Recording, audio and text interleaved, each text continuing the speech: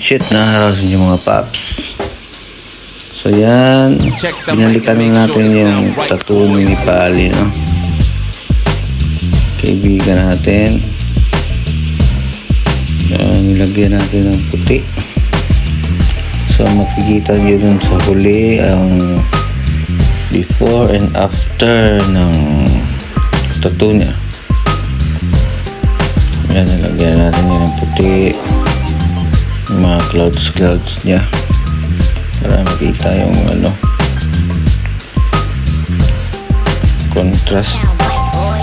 So fully healed na yung mga itim-itim niya, yung puti na lang wala.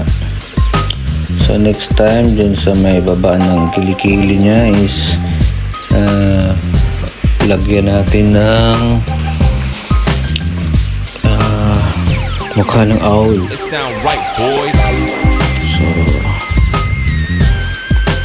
full na yan, mga half sleeve na yan next week. So yan, inimitan natin siya ng 9RL yung clouds na. Binalikan natin yung lining nya 9RL para lumaki-laki yung lining ng clouds.